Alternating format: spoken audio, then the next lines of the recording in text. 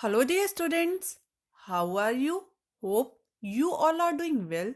Today, in our English class of grade 5th, we are going to start with unit number 10, chapter number 2. And the name of the chapter is Who Will Be Ningdo. Now, let's continue with the remaining part of this chapter. Sanajoba then looked at the huge Kongnang standing majestically in the distance. He pierced the tree and jumped his horse right through it. Bravo, bravo, the people shouted. Thoro, thoro. And then they fell silent. सनाजोबा ने तब कुछ दूरी पर शान से खड़े big tree को देखा. उसने ट्री में छेद कर दिया, मीन्स ट्री को ब्रेक कर दिया और उसमें से अपने हॉर्स को जंप करा दिया. लोग जोर से बोले ब्रावो ब्रावो और फिर वे शांत हो गए. Now it was the turn of the second son, Sanayama. What would he do?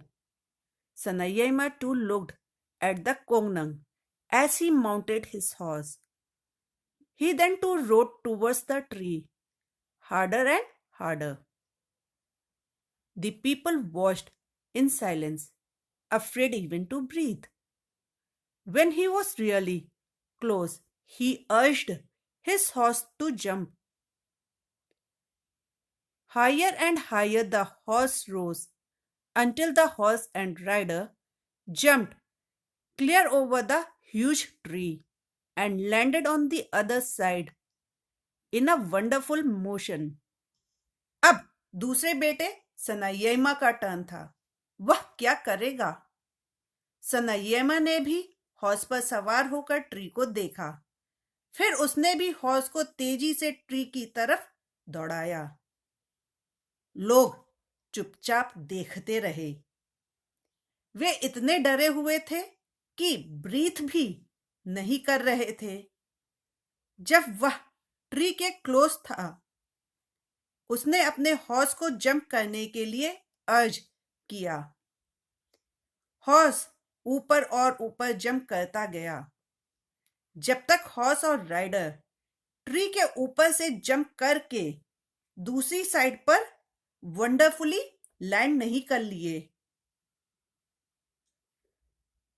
The people breathed in relief and said in unison, "Fezai, fezai, wonderful, wonderful."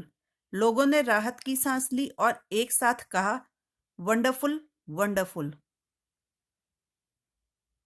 And now it was the turn of the youngest son, Sanatomba. He too rode his horse towards the Kongnang, and before anybody knew what was happening, uprooted it. Triumphantly he carried the tree to the Ningdo and Lema and laid it at their feet. और अब सबसे छोटे बेटे सनातोम्बा का turn था. वह भी horse पर सवार होकर बैनियन ट्री की तरफ गया और इससे पहले किसी को पता चले क्या हो रहा है, उसने ट्री को जड़ से उखाड़ दिया और उस ट्री को ले जाकर राजा और रानी के पैरों में रख दिया. Shouts of "Thoro, thoro, fezai, fezai" filled the mountains. शाबाश शाबाश के साउंड से पूरा माउंटेन गूंज उठा. The people grew restless. Why were the Ningdo and Lema taking so long to make the announcement? लोग बेचैन होने लगे. राजा और रानी क्यों इतना टाइम ले रहे थे अनाउंसमेंट करने में?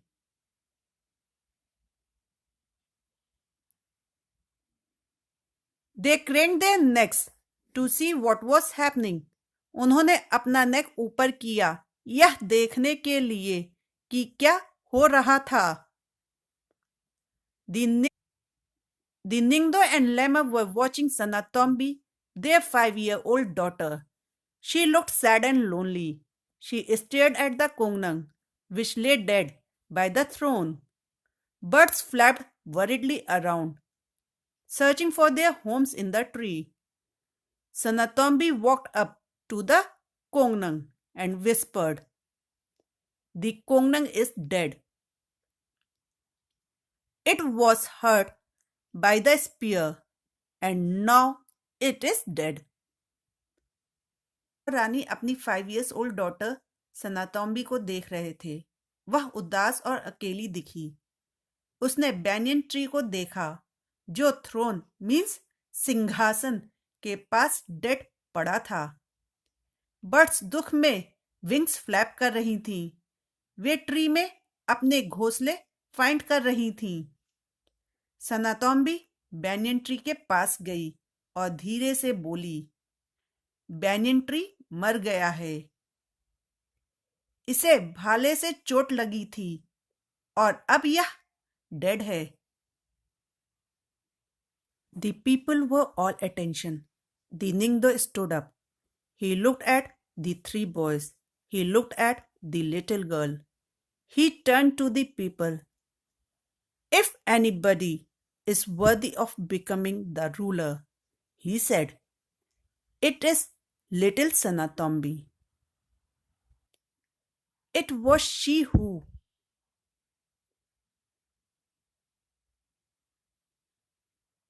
told us to look at the soul of the Kongnang. Sanatombi feels the pain of others. She feels the pain of the people, the animals, the birds, the trees. लोग ध्यान में लीन थे। राजा उठ खड़े हुए। उन्होंने तीनों बॉयज को देखा। उन्होंने लिटिल गर्ल को देखा। वह लोगों की तरफ मुड़े। यदि कोई रूलर बनने के लायक मीन्स योग्य है, उन्होंने कहा, तो यह सनातोम्बी है। यह वही थी जिसने हमें बैनियन ट्री की सोल में झांकने पर मजबूर किया। सनातोम्बी दूसरों का दर्द फील करती है। वह लोगों का, एनिमल्स का, बर्ड्स का और ट्रीज का पेन फील करती है।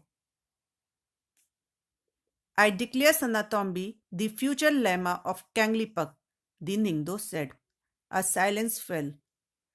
Everyone turned to look at the little girl, their future queen. There she stood, all of 5, like a small kongnang, with birds flying all around her.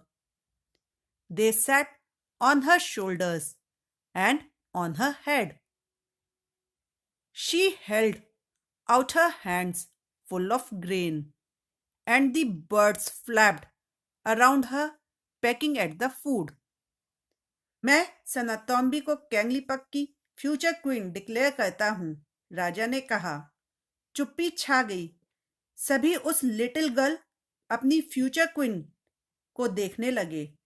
वह केवल 5 years की थी और छोटे से बैनियन ट्री की तरह खड़ी थी, जिसके चारों ओर बर्ड्स फ्लाई कर रही थीं। वे उसके हेड और शोल्डर्स पर बैठी थीं। उसने ग्रेन से भरे अपने दोनों हैंड्स खोले और बर्ड्स उसके आसपास फ्लैप करते हुए दाने चुगने लगीं। Emma is one who doesn't hurt anybody in the kingdom. एक रानी वह होती है जो राज में किसी को भी हर्ट नहीं करती। You all have understood this chapter. Now go through this video twice or thrice so that you can understand this chapter in a better way. Thank you.